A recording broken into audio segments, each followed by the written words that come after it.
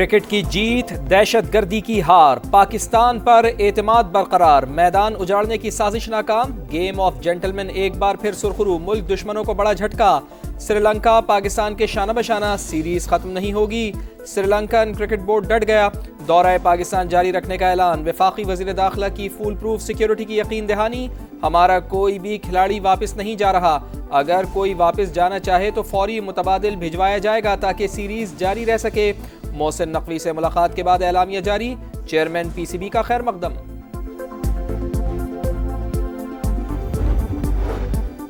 One day series اور 3 ملکی tournament کے شیڈیول میں رد و بدل، پاکستان سری لنکا کے درمیان آج راولپنڈی میں ہونے والا دوسرا میچ کل کھیلا جائے گا، تیسرا ون ڈے 16 نومبر کو ہوگا، T20 ٹرائل سیریز 17 کی بجائے 18 نومبر سے شروع ہوگی، میچز لاہور سے منتقل، تمام مقابلے راولپنڈی میں ہوں گے۔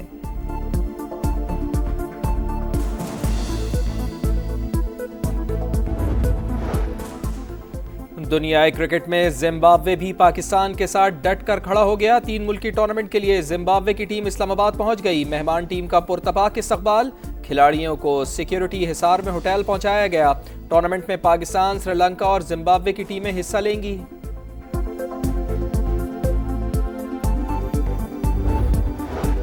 وفاقی وزراء کا سری لنکن ٹیم سے اظہار تشکر، وزیر اطلاعات عطا اللہ تارڑ نے لکھا، کرکٹ کے لیے ہمیشہ حمایت کرنے پر سری لنکن ٹیم کا شکریہ،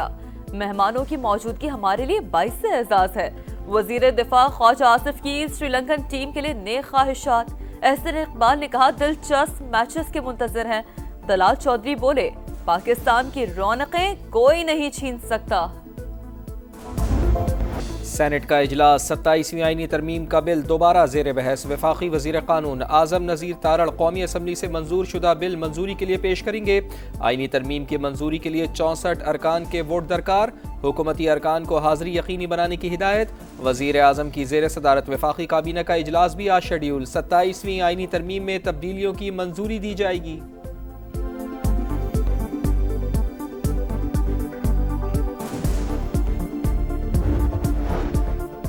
ستائیسویں آئینی ترمیم قومی اسمبلی سے 2/3 اکثریت سے منظور، 234 ارکان کا ترمیم کے حق میں ووٹ، 4 کی مخالفت، اپوزیشن کا شور شرابہ، واک آؤٹ،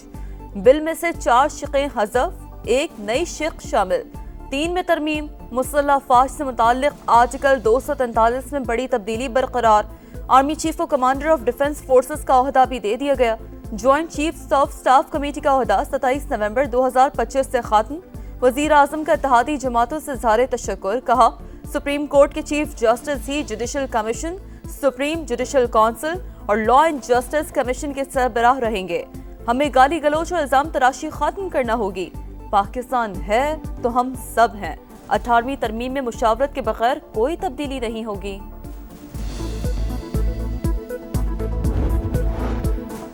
وفاقی آئینی عدالت کے قیام کی ترمیم 2/3 اکثریت سے منظور، ججز دوبارہ حلف لیں گے، از خود نوٹس کے اختیارات آئینی عدالت کے سپرد، چیف جسٹس وفاقی آئینی عدالت کو جوڈیشل کمیشن میں نمائندگی دینے کی ترمیم بھی منظور، سپریم کورٹ کے کسی فیصلے کا اطلاق وفاقی آئینی عدالت پر نہیں ہوگا، مفاد عامہ کے تمام مقدمات وفاقی آئینی عدالت منتقل ہوں گے، ججز کے تبادلے کا اختیار سپریم جوڈیشل کمیشن کے سپرد، ٹرانسفر سے انکار پر جج کے خلاف ریفرنس فائل ہوگا۔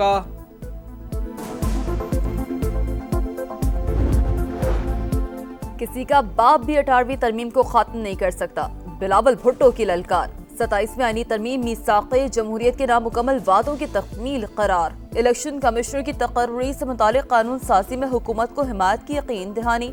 اپوزیشن پر تنقید، کہا اس میں اختلاف کا کام صرف رونا دھونا اور لیڈر کو جیل سے نکالنے کا مطالبہ کرنا نہیں، قانون سازی میں کردار ادا کرنا ہوتا ہے، احتجاج کریں لیکن سیاسی میدان نہ چھوڑیں، وزیر اعظم ڈیلیور کر رہے ہیں، سموٹو کی تلوار ہر حکومت پر لٹکائی گئی، اب کوئی از خود نوٹس نہیں لے سکے گا۔ وانا کیڈٹ کالج کے طلباء کا بر وقت ریسکیو، وفاقی وزراء کا سیکیورٹی فورسز کو خراج تحسین، عبدالعلیم خان کا کہنا ہے کہ پاک فوج کے بر وقت رد عمل نے ہمارے بچوں کو محفوظ رکھا، دہشت گردی کے ناسور پر ہر حال میں قابو پایا جائے گا، خواجہ آصف بولے فورسز بہادری سے دہشت گردی کا مقابلہ کر رہی ہیں، بے گناہ افراد کو شہید کرنے والوں سے کوئی مذاکرات نہیں ہو سکتے، رانا ثناء اللہ کا واضح پیغام۔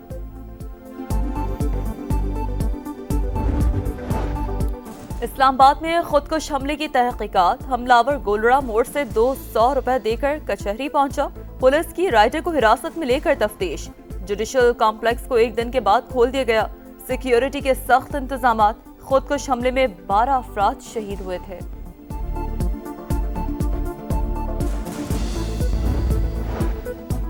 سیکیورٹی اداروں کی کارروائیوں سے متعلق ان کیمرہ بریفنگ دی جائے، پاک افغان مسائل کے حل کے لیے سفارتکاری کو ترجیح دی جائے، پاک افغان بارڈر تجارت کے لیے کھولا جائے، خارجہ پالیسی میں وفاق صوبائی حکومت سے مشاورت کرے، خیبر پختونخوا اسمبلی میں امن جرگے کا اعلامیہ جاری، مشترکہ مفادات کونسل کا اجلاس بلانے کا بھی مطالبہ، وزیر اعلیٰ کے پی سہیل آفریدی نے کہا دہشت گردی کے خاتمے کے لیے پالیسی میں تبدیلی آنی چاہیے۔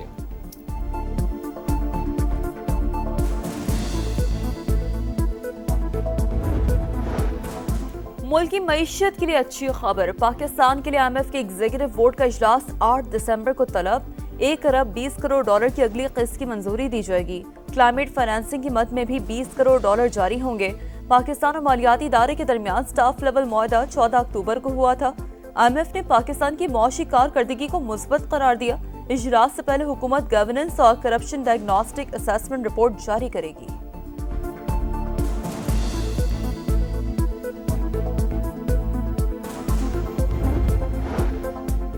اسلام آباد کے بلدیاتی انتخابات کا التوا، الیکشن کمیشن نے فیصلہ محفوظ کر لیا، مذاق تو نہیں ہے، ہر بار انتخابات ملتوی ہوتے رہیں، الیکشن کمیشن اب انتخابی تاریخ کا اعلان خود کرے گا، چیف الیکشن کمشنر کے ریمارکس، کہا الیکشن کمیشن کے فیصلے پر عمل درآمد کرنا پڑے گا۔ اسماگ کا رخ، پنجاب کے کئی شہر فضائی آلودگی کی لپیٹ میں، لاہور دنیا کے آلودہ ترین شہروں کی فہرست میں دوسرے نمبر پر، ایئر کوالٹی انڈیکس 437 کو چھو گیا، فیصل آباد، گوجرانوالہ، قصور اور رحیمیہ خان بھی زہر آلود ہواؤں سے متاثر۔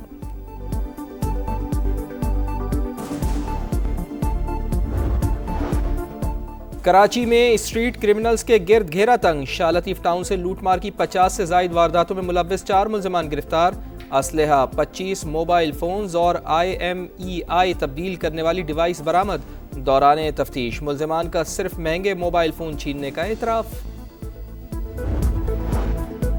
امریکہ کی تاریخ کا طویل ترین شٹ ڈاؤن 43 روز بعد ختم، ایوان نمائندگان سے منظوری کے بعد صدر ڈونلڈ ٹرمپ نے بل پر دستخط کر دیے، کہا ڈیموکریٹس کی وجہ سے شٹ ڈاؤن ہوا، کسی دباؤ بلیک میلنگ میں نہیں آئیں گے، حکومت کے لیے 30 جنوری تک فنڈز فراہم کیے جا سکیں گے، جس کے بعد مالی سرگرمیاں بغیر رکاوٹ جاری رہ سکیں گی۔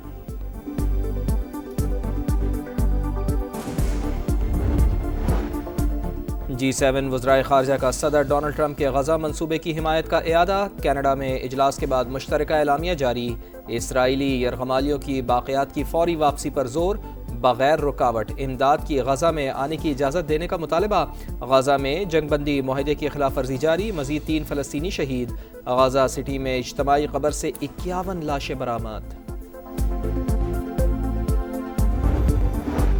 ایرانی دارالحکومت تہران میں پانی کا شدید بحران، مرکزی ذخائر میں صرف 2 ہفتے کا پانی باقی، ایرانی صدر مسعود پزشکیان کہتے ہیں بارش نہ ہوئی تو پانی کی شدید قلت ہوگی، شہر کو خالی کرنا پڑ سکتا ہے، عوام تیار رہیں۔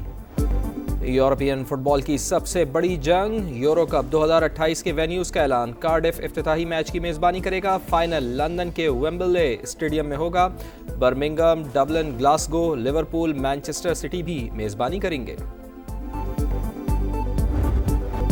ATP ورلڈ ٹور ٹینس میں ٹائٹل کی دوڑ، یونک سنر نے سیمی فائنل کے لیے کوالیفائی کر لیا، اٹالین سٹار نے جرمنی کے زیوروف کو 6-4 اور 6-3 سے شکست دی، فاتح کھلاڑی کا ٹاپ 4 راؤنڈ میں بین شیلٹن سے مقابلہ ہوگا۔